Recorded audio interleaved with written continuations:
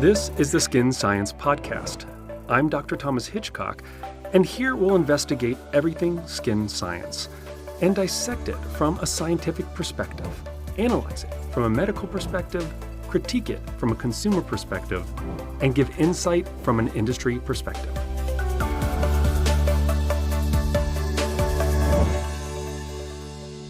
Hello, everyone, and welcome back to the Skin Science Podcast. I am Dr. Thomas Hitchcock, and with us in the studio today, we have Angela Wilson McDonald. How are you doing, Angela? I'm great. How are you today, Thomas? I am wonderful. And in the peanut gallery, we have Dr. Jose Maldonado and Alan, our director, producer, everything that production-wise extraordinaire. And so he's the one that makes magic happen here.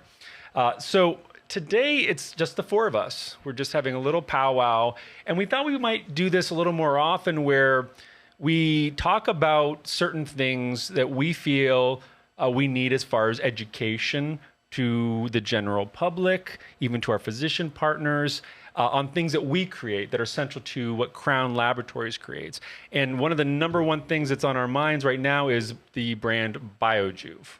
It is very much on our mind. So today what I want to talk about is not just BIOJUVE in general. We've done that and we may do it again. But today we're going to talk about why it's not skincare and how it needs to be used that's different than skincare and why that's going to blow your mind, why that's going to change the way you look at BIOJUVE as well as how you care for your skin. But before we get into that, science is a puzzle, so I love puzzles, and this is the puzzle for today's episode. This is the dual dial puzzle. This is from a guy this is his very first puzzle. Pretty good for a first puzzle. Gorgeous. And it is from London, I believe. We'll be there soon. And so, yes, we will. Speaking of BIOJUVE launch. And so this is, if you like puzzles like this, I don't know if he's still making them, but if he is, grab one of these.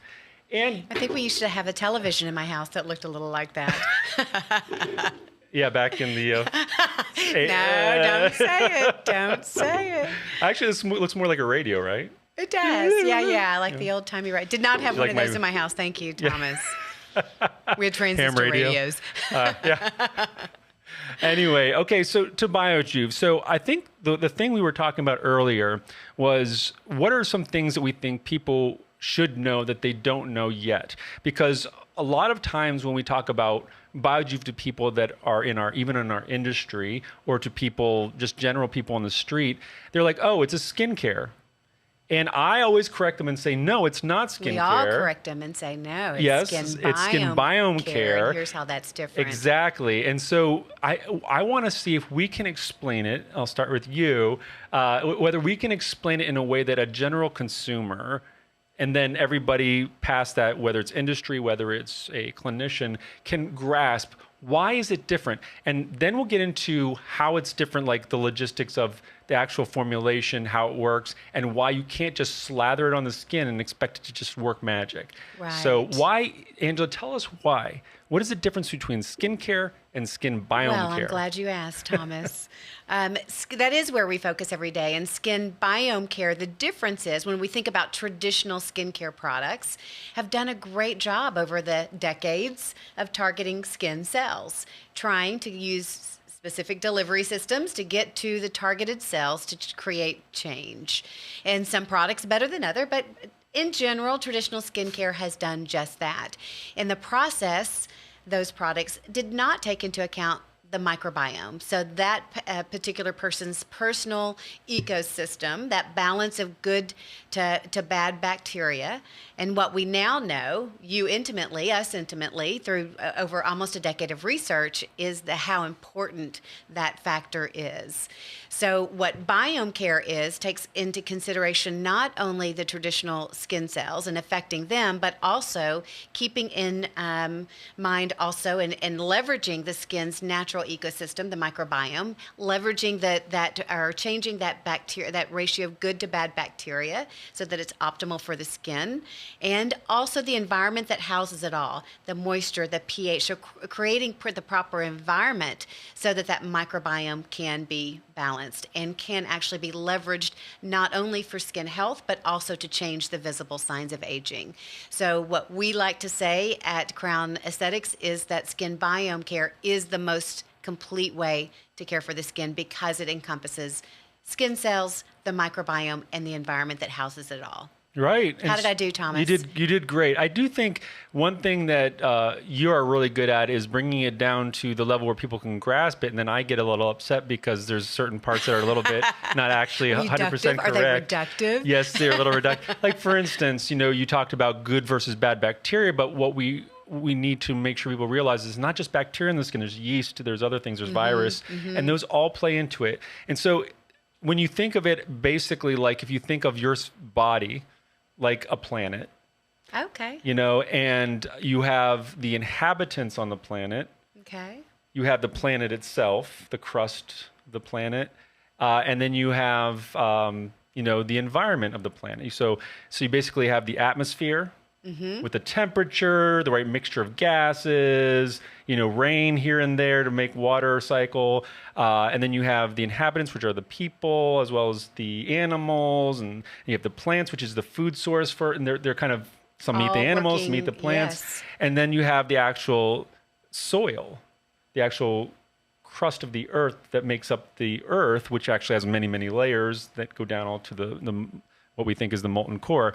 And so, if you think of it that way, if you just tilled the soil and there's no animals and there's no atmosphere, you're left with like Mars. Right. You're going to have just a bunch of nice soil. Nice and great soil that's really rich in potassium or whatever, But nothing's going to grow there because the atmosphere is not correct. Right. And then so you could also and you don't have the right inhabitants. Right. Well, I'm natural to that environment. Yeah, you don't have the plants. If the environment you don't have the plants, right? Is correct. So the plants that would grow in that soil aren't there, and then the people that would eat the plants or take care of the plants aren't there. But then even if you had the right inhabitants and the right soil, if you don't have the right atmosphere, the inhabitants can't live. Right. Or if they can live, it's not going to be the same way. Like, for instance, I've often thought about if we inhabited the moon or Mars, we'd have to live in little huts that have the right atmosphere because we wouldn't be able to just walk around on the planet unless we changed the whole planet. And so that the atmosphere, the environment is extremely important. You can't just put the right thing on your skin that's living and expect it's going to do good by you if you don't provide the right environment. Right. Okay. So you can provide the right environment and then not have the good soil, and then nothing grows, and then the things won't live. So it's all connected. It's all connected. And that's where that's the difference between skincare is like traditional skincare is like just putting the right environment without the right plants, without the right inhabitants. Is it a little bit of a Band-Aid? It's a lot of a Band-Aid. Yeah. So for instance, it's a temporary effect as opposed to changing long term. Would you consider it a little bit of a temporary effect?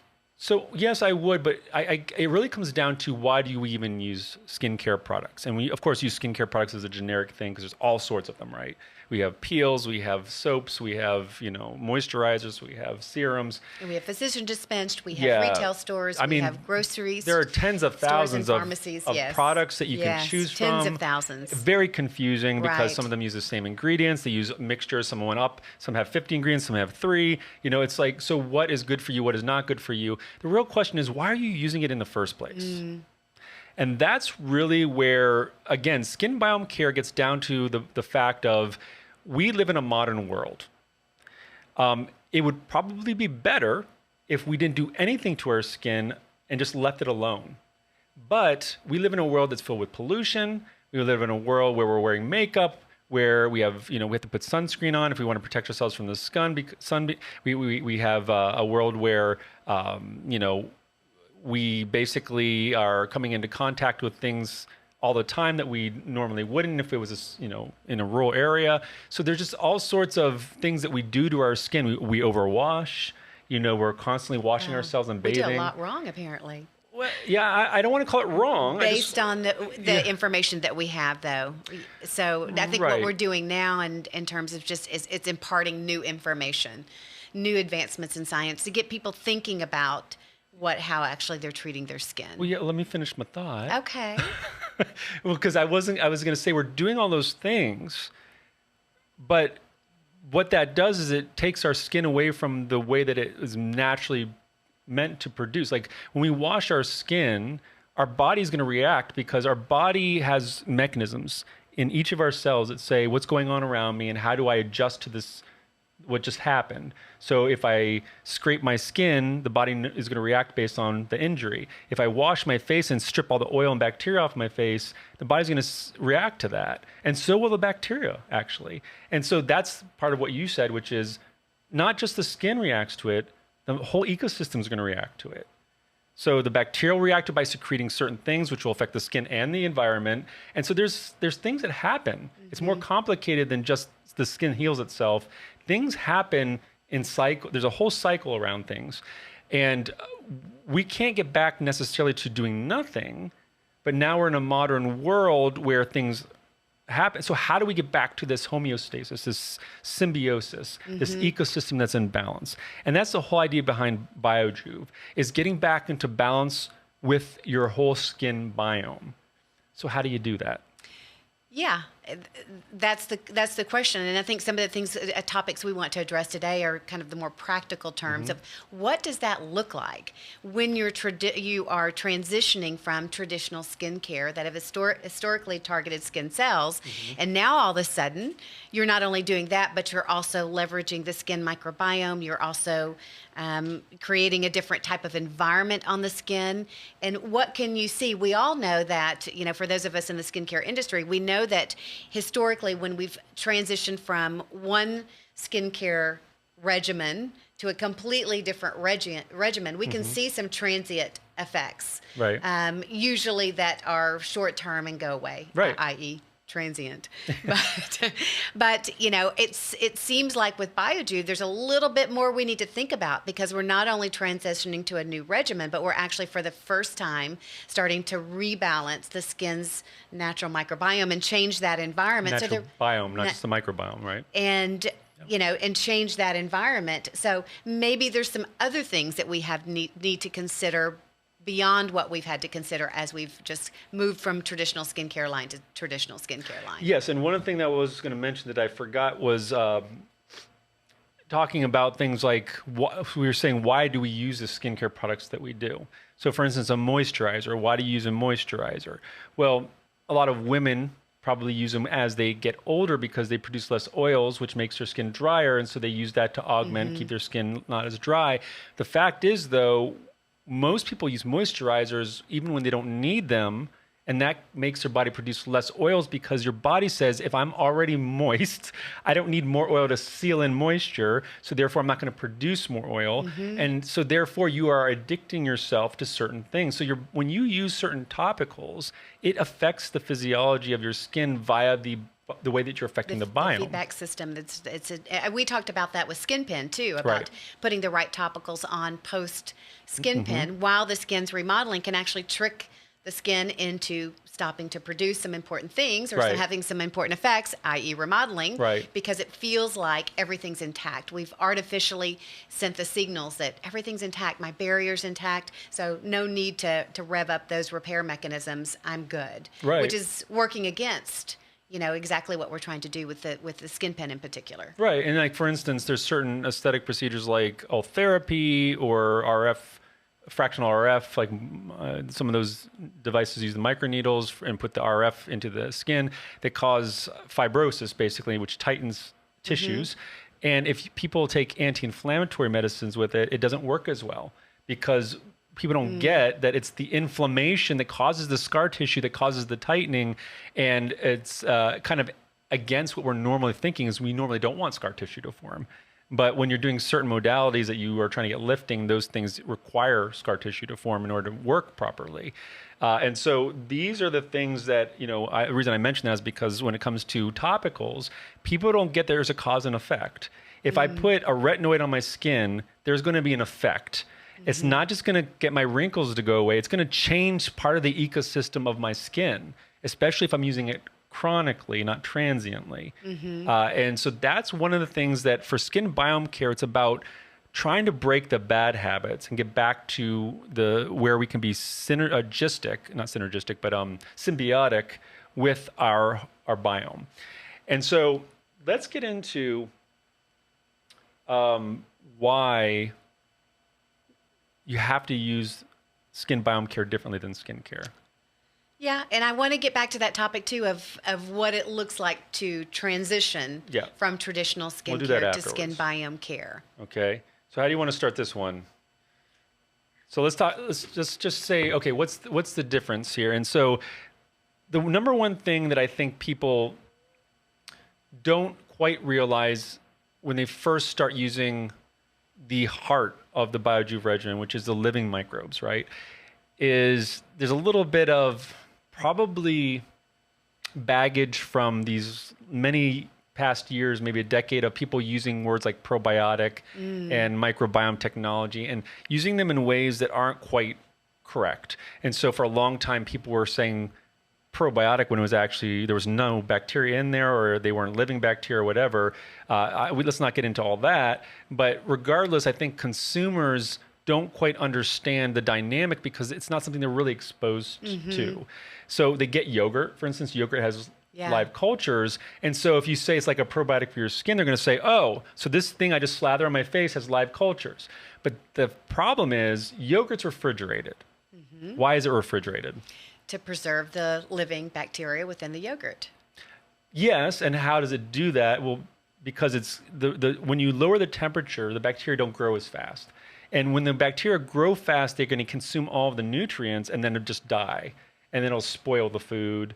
And so, you know, one of the things that you have to be cognizant of is that is what bacteria do. Is they basically just keep eating the food source. And when the food source is gone, they're not going to be able to live and be sustained there. And so they have to refrigerate it to keep it from eating too much of it too fast. And plus, of course, milk will spoil. So almost putting them in a dormant state as such. Almost, yes. So the thing is, when we were developing BIOJUVE with the living microbes inside of the main product, you know, we did throw around, should we be refrigerating this? And the answer would have been easier to refrigerate it. It would have been way easier. It would have been on the market a long time ago. It would have been because really all we'd have to do is just, and there are companies that have tried to do like sprays with cultures and then you have to refrigerate it. And as soon as you take it out, you have to have a month to use it and such. So the big thing was, how do we make our shelf stable? Because we sell through physicians. And so the physician buys it and then, you know, we have to make it. It's in a warehouse. The physician buys it. It sits on their shelf. Person buys it, has to use it. So there has to be several months at least where it can sit on a shelf and still be clinically viable, where the microbes are able to live and function and reproduce and such. And so how do you do that if you're not going to refrigerate it? Well, the way that we did that was we proprietarily developed a method, and this is something that has been on different iterations with gut probiotics as well as other means of preserving bacteria, which is basically we coat them in a certain way and then we freeze dry them and then we mill them into a powder. And then the key is once you mill them into that powder, they cannot touch any water molecules until it's ready to use them. Because at that point, it's basically like Han Solo when he's frozen in that, graphite or whatever block, is that they're basically still alive, but they're dormant in the sense that there's no metabolism happening. And it doesn't need to be refrigerated because with refrigeration, you're slowing metabolism, not stopping it. You're stopping metabolism. You're basically freeze drying them in time. And the key to that is what I just said, because we formulate it in a gel that has no water, absolutely no water. It's completely anhydrous. So why is that important? It's important because if I take that product and I smear it on my face, what am I doing? Not much, providing the environment, because you have an environment that's rich for the Xycrobes to be able to survive in that bottle. So you're providing the environment, but not necessarily the benefit of the Xycrobes, right? Because they're in dormant state. You haven't awakened them, i.e. providing water to be able to break up that encapsulation. And so some people might say, and this is actually what I initially thought as well when we were developing it, but then I was like, no, this isn't correct, is the water from your skin or the water from the air eventually could reanimate them, right? Why is that not necessarily the case? There's probably not enough moisture from your skin or the environment. Why is that the case, Thomas? I don't know the answer to that. Why is the case is this. You've encapsulated it in an anhydrous gel, which is oil soluble. Okay. And oil and water don't mix. So you're going to have a layer of oil-based gel with a bunch of Top dormant of the Xycrobes skin. in it, Yeah. and you have water that can't penetrate from the top and the bottom. And what's going to happen is you now have a bunch of dormant Xycrobes that aren't doing a darn thing for you. And so now you have a layer of oil, and you have fungus and other bacteria that are lipophilic on the skin that are going to try to eat that oil because they're going to say, oh, I got a bunch of food now. Yeah. And they're going to basically go to town, and you could end up with an irritation. So the key is you have to wake up the Xycrobes. You have to wake and that's up the why it Xycrobes. comes with this spray, The and people might activating mist, and yep. people might think it's just water, but here's the key again. Is that the water is very important. So the reason we put it in our hand and then we spray it and then we mix it is because we want to get that water to the Xycrobes. But remember, it's oil and water. So you can't just Right. put the two together. You have to put an emulsifier in there to break up the oil so that the water can get to the Xycrobes. And then there's also an arabinose So the in there. activating mist contains an emulsifier ingredient as well to help to break through the oil so that the oil and water can mix. Right. And so initially when we developed, and I think people, when they hear this, it'll all become a little clearer why things are the way that they are. Right. Because everybody is thinking of everything in the columns of skincare. Right. And we did this a little on purpose because we wanted people to be familiar with at least the idea of what this is. But I think the problem is we went a little too far, and they're thinking it's the same thing. Right. And so, for instance, with this live gel serum, they're thinking I can just put that on. The spray, they're like, oh, this should be a mist. This should be.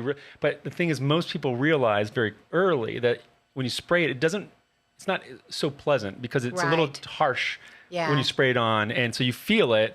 And so that's why we started spraying it in the hand and mixing it. And the thing is, the reason I bring that up is because one of the reasons why it's harsh is not because of the mister. The mister actually works very well as one of those soothing mist producing bottles. It's because the emulsifiers cause those droplets to coalesce, which make them bigger, and then they hit your face. And so That makes sense. And so, but the thing is, if we got rid of those, it wouldn't break up the oils. Break through. Yeah. And so people need to realize that that spray bottle was never meant to be a feel-good mister. Sure, if it had been, it would have been great. But the thing is, It had to be you have effective to first and foremost. you have to wake up the Xycrobes. Have That's to the wake up whole the purpose of Xycrobes. that Yeah. spray.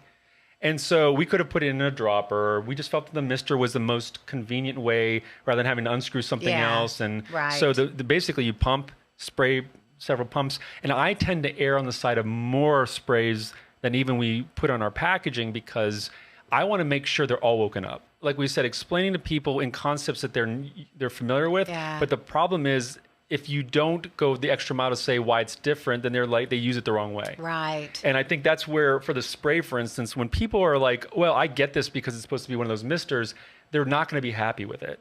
And unfortunately, that's what the packaging says at the moment. So Yeah. that's where the education really comes in. Exactly. We just simply landed on a better way to do it that we think will get more results from the product. Right. Because of more complete activation of all of the Xycrobes. But this is why the difference between skin biome care and skincare is a big deal.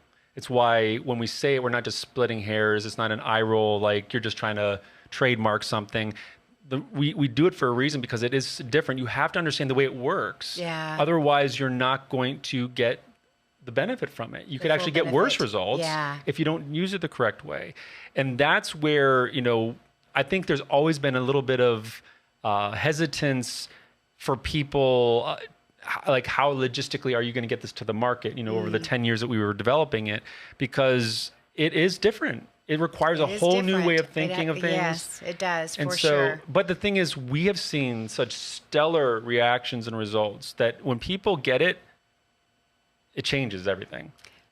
It really does, and I was visiting yesterday. I had the pleasure of visiting yesterday with a local advocate who has a significant following, and she was over the moon, quite honestly. And the words she used in that conversation, after revealing the science and kind of walking through what is BIOJUVE and Xycrobe technology, she said, "I'm obsessed. I'm literally obsessed with these Xycrobes, and and the fact that they're living and thriving and emitting 24/7, and the way they live in the hair follicles and have that exposure, unprecedented exposure to skin cells, exposure that we've never had before. If you think about the traditional skincare right. market, it's all about delivery systems. Right. In fact, one of our close friends in the traditional skincare market approached me at AAD in March, and was so excited to share with me the new delivery system that they had landed on. And I said, what if you didn't need a delivery system? What if something just lived and thrived and emitted 24/7 with unprecedented access to skin cells?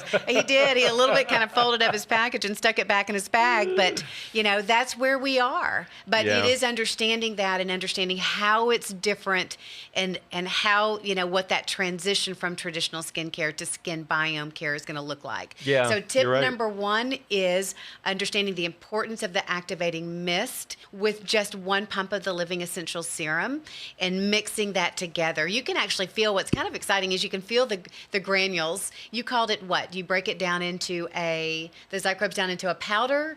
Yeah, it's a powder, but they're made of little crystals. They're little crystals, and you can feel that. And I think customers and potential customers get really excited that they can actually feel the Xycrobes, but you can feel those break open as well. Once you mix it, it should be a smooth, mixture before it goes on through the skin, and that does a couple of things.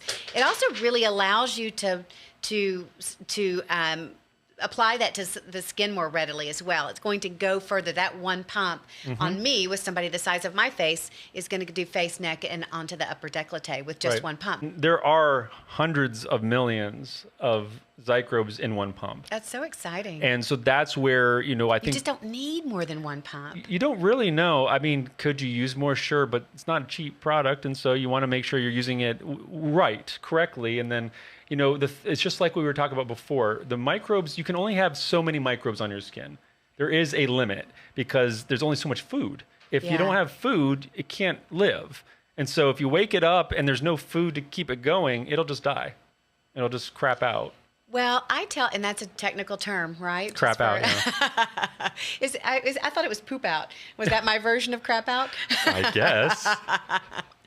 So, I do want people to kind of understand and I just lost my train of thought. What were we talking about, Thomas, before Crapping, that? But the whole crap out. No, before that. What I tell people is, again, remember, why do we only need 1 pump? Because we're not reapplying if the proper care has been taken of the Xycrobes during the day, which the other BIOJUVE line of products in the line are meant to do that, have been proven to do that. Right. Then all you're doing at night is supplementing whatever whatever Xycrobes did not adhere to the skin. Right. So or engraft into the skin. And so it's not like, again, how is it different than traditional skincare where you're washing that off and then you're reapplying at night. Right. We're not doing that. We're supplementing whatever Xycrobes didn't persist during the day. Yeah, I don't even wash my face in the morning, although, I hear more and more people suggesting that they don't wash their face in the morning. I just don't think there's any reason to. You just went to bed and put all the good stuff on, and there's nothing bad in the product that you just put on if you follow the BIOJUVE regimen. And so what do? Just let the water, you're showering, when you I just shower, let the water? Yeah, I just just wash what I wash, and then I just pat dry my face, and the towel's going to take away any extra oils or something that were there. And so, I hear more and more people say that. I am it's a habit for me. That's wouldn't the feel problem. it would feel, but I'm using our conditioning cleanse. I get it, but that's the problem is that even though that's the best thing to do if you're going to cleanse your face, you probably shouldn't even do that. Meaning you don't. I can't imagine. Well, I do also feel like too, even when I wake up in the morning and I've taken off my makeup the night before, I feel like I've got a little bit of residual effect as well, and that conditioning cleanse helps to take the last little bit of eye makeup in particular that might have lingered. Oh, well, that's different. Yeah. So that's so just I can you were lazy. Well, maybe, or tired. Same tired thing. or lazy. I'm just kidding. So one of the ways is make sure you use the activating mist. Yeah, I use a pump and a half for my face. I'm a little bit bigger than you. No fat jokes. And so then I do doughy? I do it. Yeah, inside joke. Let's not get into that. And then I do 6 sprays at least. And the thing is, some people may not want it too runny or whatever. I don't. To me, so 4 to 6 runnier the better. Yeah, because it's going to dry. Right. And so, but use it plenty. Don't be afraid to use it. Err on the side of more than less. Versus less. Because you got to wake, and that's why when you feel those granules dissolve, it's magic because you're like, I'm good to go. I'm good to go, yeah. Interestingly, it's like when we first started testing out the formulas, people just didn't know how to apply, and they're like, it feels too grainy on my skin. And then we actually had the CEO at one point was like, you got to fix this. I'm like, no, I remember that. we don't have to fix it, guys. You just don't get it yet. Yeah. So what we did was we milled it even finer temporarily just so that people would get off our backs.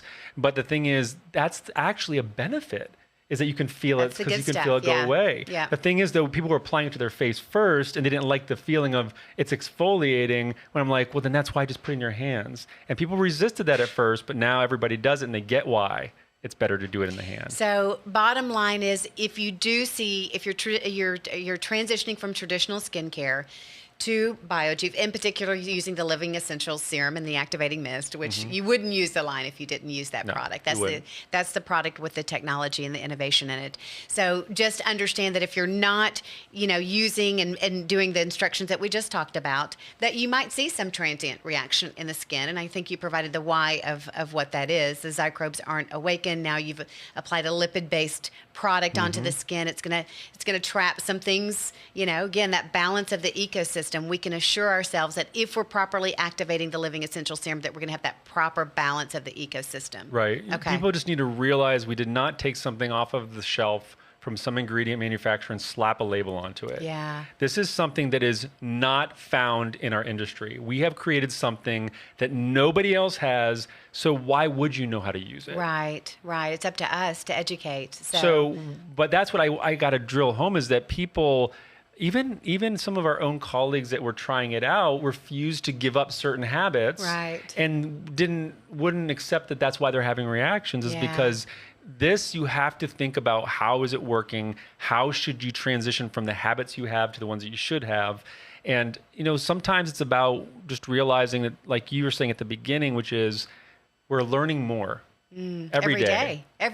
And in Crown, our motto is Skin Science for Life. We have a large team of scientists, one of who is Dr. Jose Maldonado back there, that all we do day in, day out, when we're not doing podcasts, is we're researching in one way or another. We're either researching the literature, or we're in the actual lab researching. We've got people that they're in a blood lab researching blood products. We have people that are in a formulations lab researching which formulations and how to make the best formulations. We have people that are in cell culture labs learning how our technologies affect human cells. We have people in our microbiome facility that are learning how the microbes in the cells interact with the formulas. And so we've got so many scientists doing so many things to get to the consumer and the physician something uniquely different. This is just the tip of the iceberg, is the BIOJUVE line. And I think most physicians that are buying into it are getting very excited, similar to who you talked to yesterday, because they're realizing, oh, this isn't just another skincare product. That's what she said. It's the most exciting thing she's seen in skincare in years. And we've heard that from a few people. From many people. But the thing is, they have to get past the whole, oh, this is just another skincare, before they get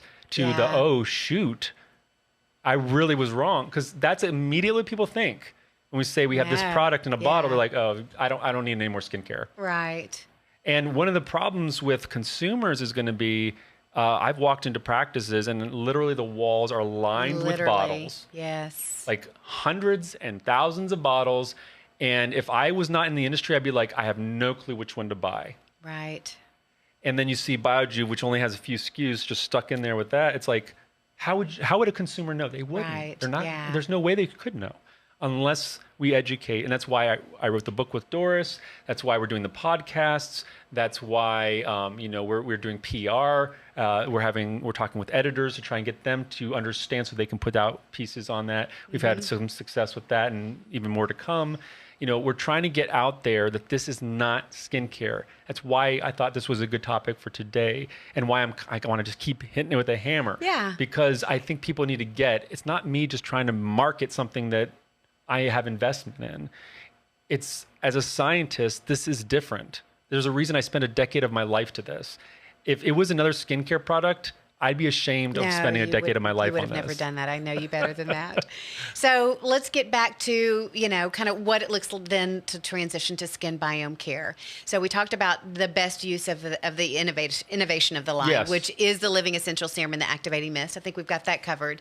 But what about for those, obviously what we talk about every day, Thomas, is, the line is, and I think that's another misconception, is we're accustomed to traditional skincare products, and our customer, the physician dispensed market, so the providers, physicians, nurse practitioners, PAs, nurses, estheticians, and so forth, they're accustomed in many cases from going to that picking wall and choosing. and picking and choosing those products. Right. And maybe that's okay. But in the case of BIOJUVE, it's very different in the fact that you've got your innovation in your night serum with the living Xycrobe technology. Everything else, and there's only 4 other SKUs in the line, but is meant to help to preserve those Xycrobes, protect them, and allow them to do what they're programmed to do, which is live and thrive and emit deep in the hair follicles 24/7. Right. So what happens, if you do try to cherry pick in the case of BIOJUVE and add some additional products in with the living essential serum and the activating mist? Right. So this is where it becomes a much larger conversation about, you said maybe that it's okay to pick and choose all these different topicals and stuff. And it's done. It's done historically. Oh, it's done. It's absolutely done. And quite a few providers are very proud of the fact. No, that and they I get cherry it. pick from And lines. I get it, because the thing is, frankly, as a practitioner, you're trying to find the best and curate it for your people, because there is a lot of crap out there. I mean, to be very blunt, there's a lot of gimmick. There's a lot of just stuff it's just a bunch of marketing gimmick to say, this is the hottest ingredient. We got the best one with the most ingredients. Therefore, you should buy our product. Right. And so there's a lot of crap out there. I call it junk food skincare. It's just like the food industry. There's a lot of junk food out there, and some of it sells as health food when it's not, like those granola bars covered in chocolate. I don't care how many times you say that's part of a balanced breakfast. That is junk food. It's just sugar, right? It is junk food. It is not good for your body. Yeah. It may taste good, and in moderation, maybe it's okay for a quick snack or something, but it's not going to be healthy for you. Junk food disguised as healthy food. Yeah, and so there's junk skincare disguised as healthy skincare. I think that's one of the values of going into a physician's practice, though, for skincare, is because you have some, qualified people, and many of them take a lot of pride in understanding the products, ingredients, science. And how they work, I mean, we recently talked to, you're going to be at a skincare summit in Science of Skincare Summit. Science of Skincare Summit in Austin in September. And those are providers, hundreds of them, that gather every year to understand better ingredients and formulations and how to best deliver results for the patients. I think that's one way that consumers can help themselves, is by going to those qualified people and having discussions about letting them guide you. I can't even imagine, even being in this industry, walking into an average store and seeing just an aisle, really, not a shelf, an aisle of products, and being able to decipher what's the best ingredient and product for me. I mean, we're lucky because we know the industry. Yeah. We don't need to go to the store to do that, because we get the stuff provided to us by the people that we work with and such. I have a whole R&D group that I get to try the prototypes and stuff, and so I do too. Yeah, and so it's for us different than a consumer. Right. I would agree. If I went to a grocery store right now and looked at an aisle, I don't know if I'd want to buy any of it. Yeah. Because I don't know if I would trust any of that, because a lot of it's geared to get somebody to buy it. Right. The colors, the bottles, they're all geared for you to say, I'll choose this one because I don't know any different, because there's 50 different vitamin C's. So I'll just take whatever's the prettiest one. Whatever catches my eye. Or I'll put it on the back of my hand and it smells good. Good things in there, but how does the average consumer decipher what's good and what's not? That's exactly true, because it's just like food, there might be a great ingredient in there. So I like to use those vitamin C gummies, that like the fruit gummies from like Sunkist or whatever. Yeah. And sure, they're tasty and all, but it's all sugar. Yeah. Sugar and gelatin, a little bit of like 10% real fruit juice. Does that make it healthy? No. Yeah. No, that's not pure vitamin C. That is mostly sugar with a little splash of vitamin C. Right. That's like saying, I want a rum and Coke, hold the Coke. I was going to say tequila from agave. It's from agave. Yeah, exactly. That's a good one too. Or like vodka's from potatoes. Good, right? That's my vegetable that's good, is right? vodka. So, but that's actually a really salient point, is that people are not. There's no way everybody. I mean, we don't even know all the ingredients and all of what everything does.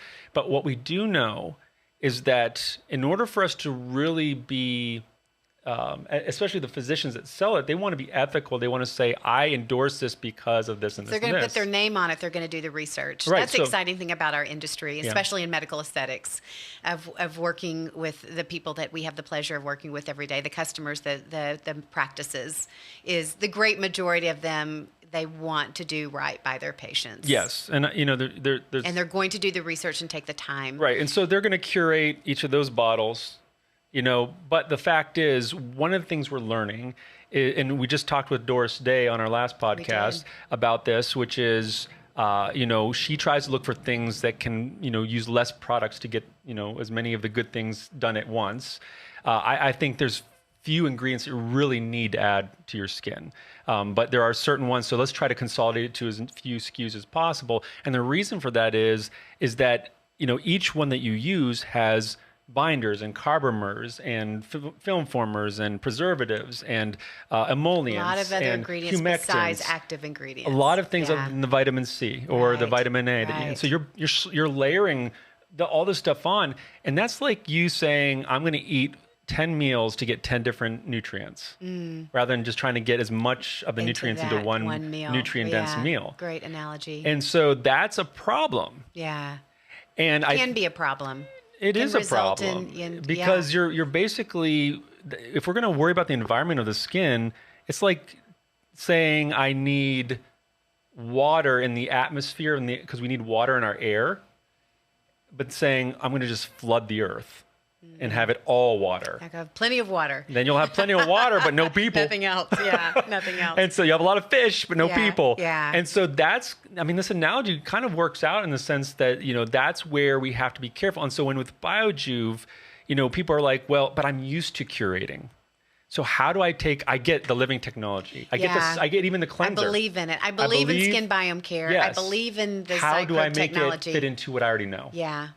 And that's going to be one that's going to take some time for people to learn for themselves, especially Right. clinicians. How do they feel? Because the thing is, there is money tied into this, right? They make money off of these sales, and they have relationships with the salespeople. And, it is an industry that's been a lot longer than what we've been out there for. So, Yeah. they've been around. And so there's 30, 40 years on some of these. And they've seen, let's be clear, they've seen results with those products. That's too. right. And so they're And nobody's trying to, saying that they don't. they're trying to get the best result possible for their patient. Exactly. And they're not necessarily, you've got people like me that like to jump in with both feet. Right. I get excited about something. I'm behind it. It's like, I want to jump in with both feet. And then you've got others that just want to dip their toe in the water as well. And that's to fine. kind of understand where does it fit into what I'm already doing until I start to move more in the direction of, I'm going to put my other foot in the water. Yeah, we're limited on time, so I want to Yes.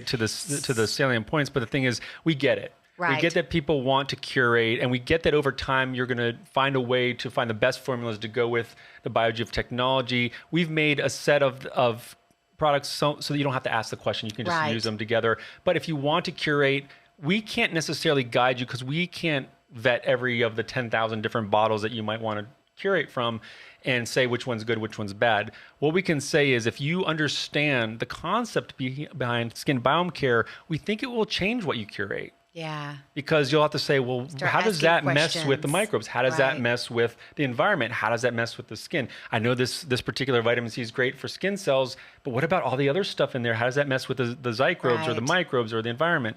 So once people start to wrap their minds around this, I think it will change the way we do skincare. Right. Which is a good thing. Right. Now, but the problem is, in the meantime, while we're still all learning how to Yeah. do this, Yeah. how do we navigate this? Right. And one of the number one things is, there are some people that will go cold turkey, stopping something they've done for 3 years and start BioJuve and then have a little bit of a Immediately. reaction. Right. And that makes sense. I mean, What's it happening happens. in that moment or in that time period when you are seeing some of those transient reactions when you've stopped cold turkey and you've moved on to BioJuve and skin biome care? So some of it can be like, for instance, if you are somebody who is a chronic user of moisturizers that have occlusive agents like dimethicone and silicones and such, you're basically sealing your skin artificially, which makes your skin produce less oils. And if you have less oils, you're going to have less microbes on your skin. Now, microbes are essential. You're going to have them, whether you put stuff on your skin or not. The thing is, there are things you can do that will reduce microbes on your skin. I don't think that's a good idea, but we won't get into that today. We don't have Right. time. But the thing is, what happens is if you stop using that moisturizer, all of a sudden your skin's going to get dry because it's going to say, wait a second, I thought I didn't need to produce any oil. And then your body's going to have a reaction to the dryness, which is going to say, oh shit, I need to produce more oils. And it starts producing the oils. And then when you produce the oils, you're going to have a boom in the population of lipophilic microbes. And the body's immune system is going to say, I'm not used to this. It's going to react to that. Sometimes you might think of it, and it's similar to what happens when you hit puberty or when you're born. Some people have baby acne because of the same phenomena. Right. Some people get acne when they're teenagers. Most people do, for the same reasons.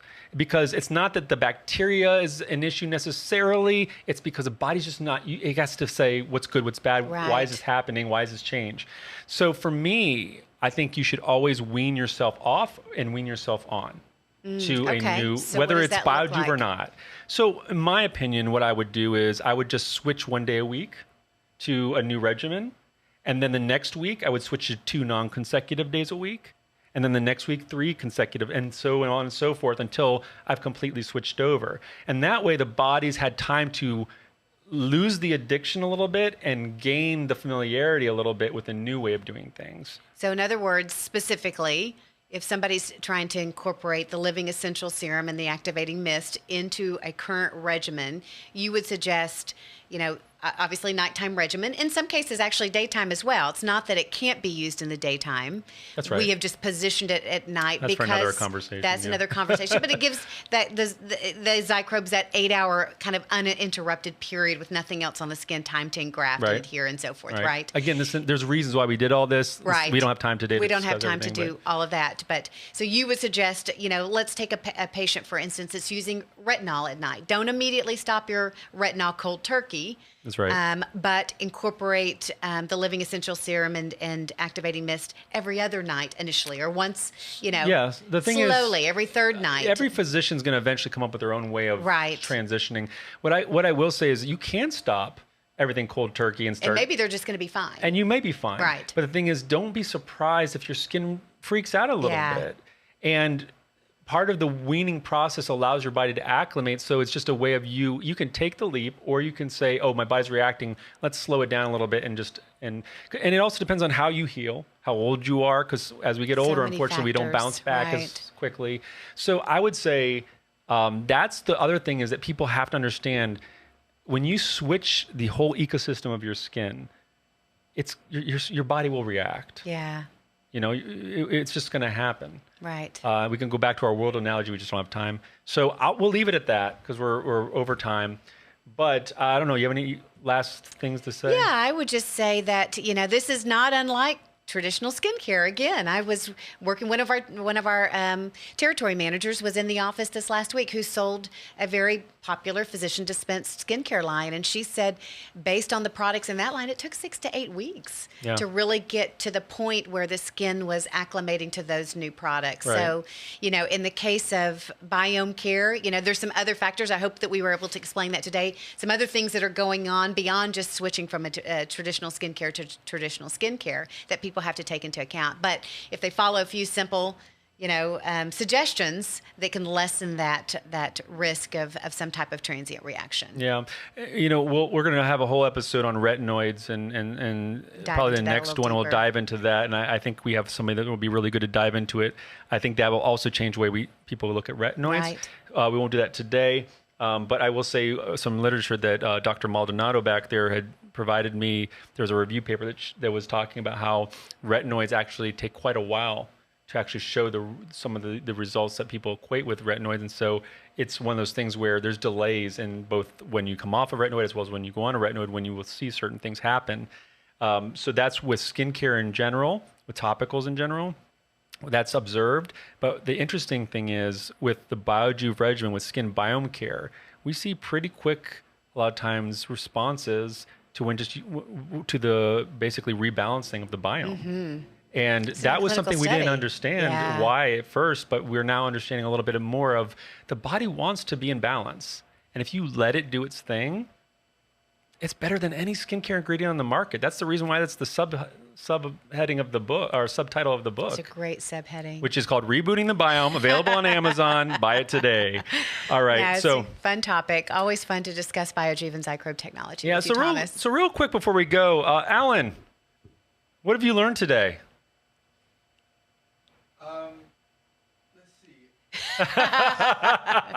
He learned. Are you looking at he learned to Dr. check his Maldonado's mail while notes? All right. I learned, actually, it's better to let your skin do its own thing. You know, I kind of got like oily skin. Uh-huh. And Join the club. You know, I had a lot of acne when I was a teenager, but I don't have it now, and all through my adulthood, didn't have acne. So, but I do have oily skin, and I never really tried anything on my skin. I never like scrubbed it or put anything on it. So Do you wash it with soap? just water with soap when I'm in the shower. Yeah, well, that's the problem. Shouldn't be using soap on your skin. We have a lot of work to do on Alan, Thomas.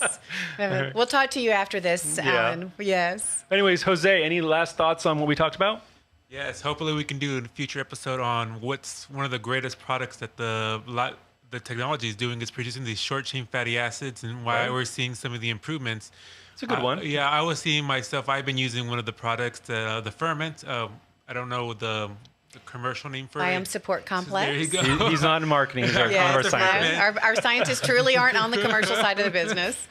Anyhow, where can they find you on social media? Angela? Well, I'm on Instagram at Angela Wilson McDonald. Should I stop asking you because you don't ever do anything on there? So No, you know, I am next month. There's a big change in life going on for me. I'm sending my kids to college, kids as in twins. So I'm thinking that extra time that I have that I don't devote to them each day, that I'm actually going to become a social media aficionado. Yeah, and I'm putting 20-1 odds if anybody wants to start a betting pool that she will not do anything. I've told my kids I'm going to become an Instagram sensation. Okay, well, To that I get 4 eye rolls. I mean, I'm horrible at it, and I have at least a few posts I know up there. you are. Yes, you are my hero, Thomas. Oh, you were about to say, yeah, you are bad. I am. I'm not good at social media. You do a great job. I remember when you started, and you were just getting your first few followers, and so you're my inspiration. I will get there soon. You're the inspiration. All right. Anyway, thank you everybody for listening today. We hope that you learned something from this conversation. If stuff like this is useful to you, let us know so we can have more conversations between just us gals. I don't know. Between guys just and gals. us guys and gals in here. And we're happy to do that. We do want to make sure that you guys have the tools that you need for the best skin biome that you possibly can have. So Yes. until next time, goodbye for now.